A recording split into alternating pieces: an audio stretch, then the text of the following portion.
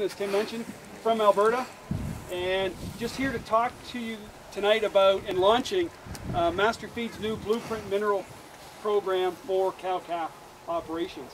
So it's a program, you may wonder where the word blueprint came from. It actually started in Florida about 3 or 4 years ago with an Alltech company similar to Masterfeeds, and they were developing a new mineral feeding program, and they said they really wanted to put the blueprint down so that we can get calves to grow better. So the name was born, and now what we've done over the last number of years through technologies like nutrigenomics and lots of research, put together a package that really delivers highly available, highly digestible trace minerals to cows. It's in a 3-phase program. For those of you that saw the little brochure in your bags, it's a really straightforward program. So there's a winter, a summer, and a breeder program. So the way you'd start out is you would start, if you start calving in January, let's take January 1st to start with, you start with your breeder mineral. There are technologies in the breeder mineral. You start feeding that 30 days before calving. So if your first cow is due to calve on January 1st, December 30th, or December 1st, you start feeding the mineral. We know that the technologies within the breeder mineral will allow that cow to produce better quality colostrum and higher amounts of colostrum. That research has been done. There are also technologies in there that increase the selenium content of the calves. I have customers in Western Canada that they've stopped injecting calves with selenium at birth. It's much more efficient to put it through the cow. It'll then cross the placenta in the organic form that we have it in with Cellplex and build stores in the calf, so you don't run into white muscle disease, you don't run into selenium issues in the calves. The other technologies that improve colostrum quality then transfer that immunoglobulin or the immunity to the calf in a much more efficient way. We have lots of research that shows when you feed these technologies to the cows, if your cows are vaccinated, we will pick up higher antibody titers in the calves when these technologies are fed. The other trace minerals that are in the Blueprint mineral package are all 100% chelated. So there are no inorganic trace minerals in these bags at all. It is all bioplex minerals in the chelated form. Tag levels may seem lower, but when they're totally bioavailable, you don't need as much, and you get much better performance.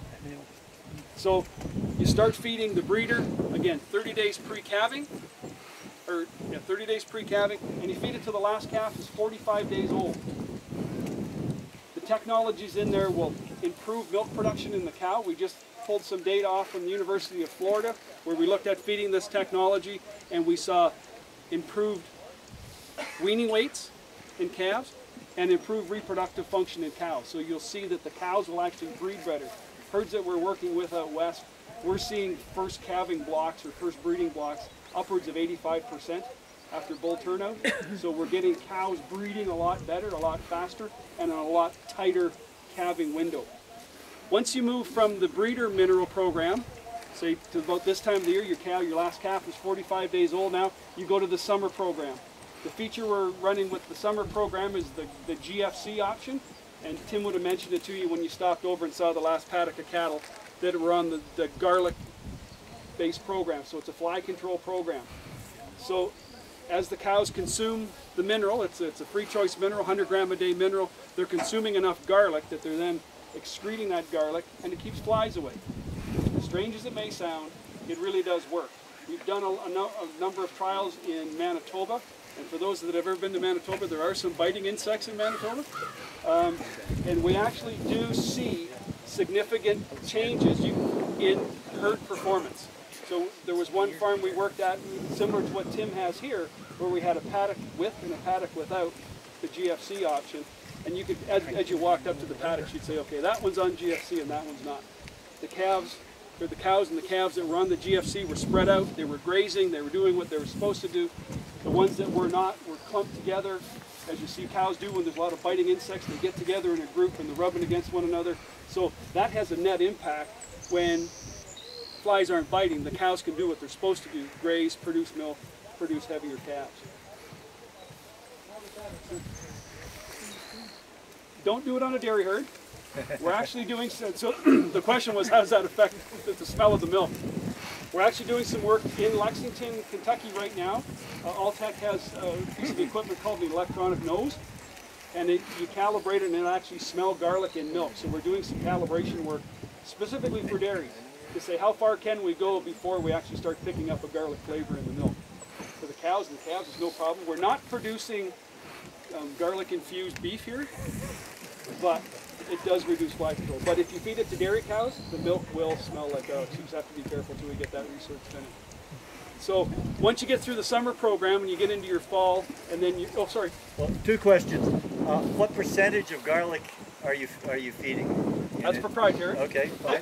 And, well, then the other question you, but then you know what happens. Is it certified organic? Are your minerals applicable for a certified organic To operation? the best of my knowledge, all the ingredients in there are yes. Yeah, but... And if you want it, I can get a 100% answer for you on that. Okay, I'm curious about that. Yeah.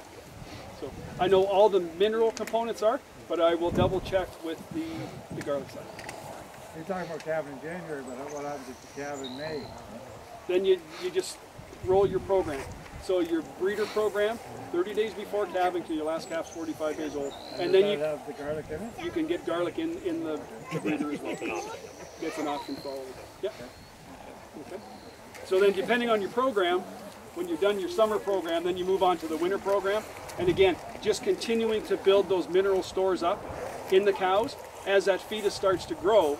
And we know the last trimester they start to draw, and that's when the fetus starts to mineralize a lot. So you want to make sure you're getting the right minerals at the right levels of high bioavailability to build those bones within the calf and build the structure within the calf.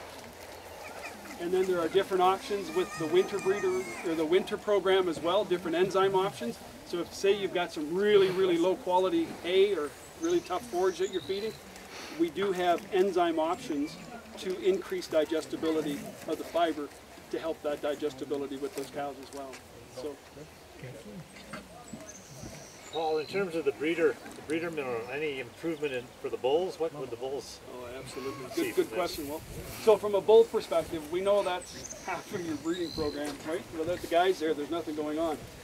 We have enough research to show with the organic trace minerals that we do get improvement in semen quality, and we get more bulls with high quality semen that are tested by veterinarians. We've got that testimony from a number of herds in Western Canada, where the vets go through and semen check the bulls and they're saying, what are you guys doing? Because 95% of your bulls are testing positive and that they're good to go. So we have a huge impact. The selenium, the form of selenium in the Blueprint mineral program is absorbed and stored in tissue. We know some of the most metabolically active tissue in a bull is the semen itself. So we have to make sure that we're looking after the semen, that it's high enough quality and covered so that the cows get bred better. So yes, make sure the bulls are on a breeder program. I would actually put them on 6 to 8 weeks before you turn them out to the cows, just to make sure semen quality is up to speed and they're fully stocked up with minerals. Okay. Any other questions? So the promotion that Tim has on, bless you, the promotion that Tim has on, if you order any of the minerals before Saturday, it's a $2 a bag discount.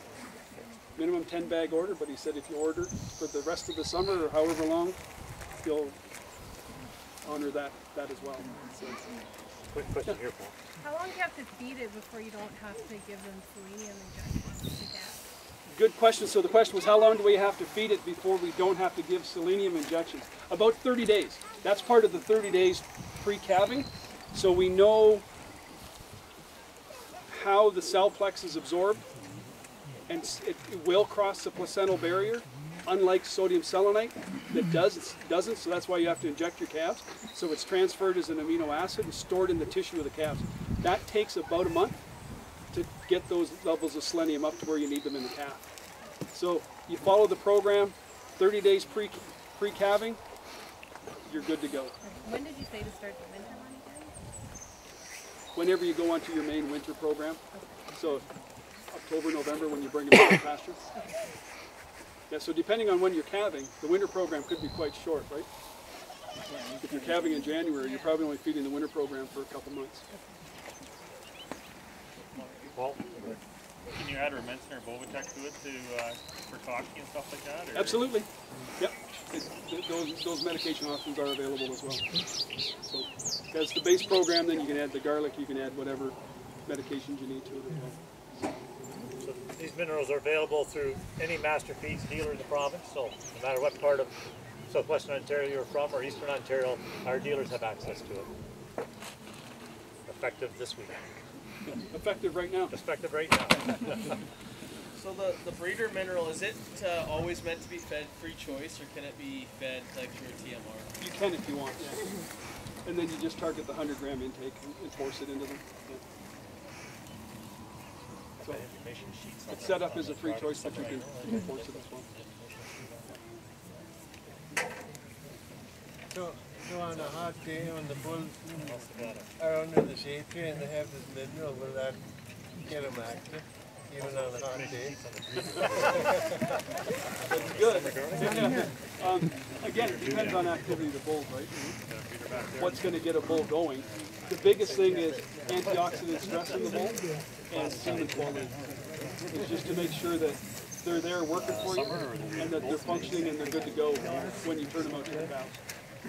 Breeders actually too, they're going to hand one to the gentleman behind you. It's not a blue bag. They're good? Summer mineral, breeder minerals, man? Anybody want any brochures as well going around? This is in the bag. I think Paul has addressed that. But There is no taint. Yeah, but I mean, I can ask him at his. Yeah, there's salt in it, the free choice. Yeah. Targeted feeding rate's about 100 grams per cow per day. Yeah, I would typically always recommend putting a salt block with it. You don't want, get the odd one, you don't want them to pitch out a house of wool. Summer. When you free choice Yeah, I'm working with a large cow-calf operation in the west. You have 85 and 110 grams, depending on the week, depending on what the pasture is looking like, etc. So it is locking in. That's a good question. But 100 grams per head per day may not have all the salt in it.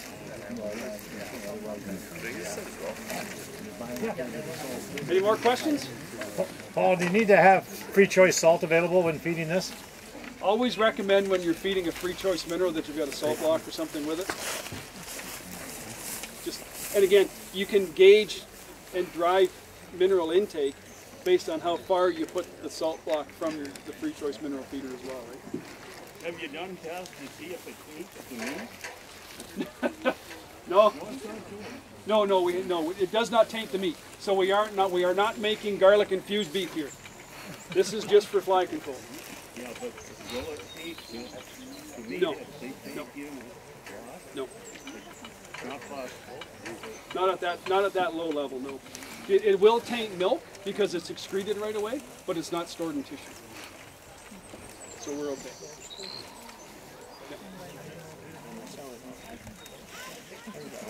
Yeah, you can't feed this and hope to have garlic beef, right?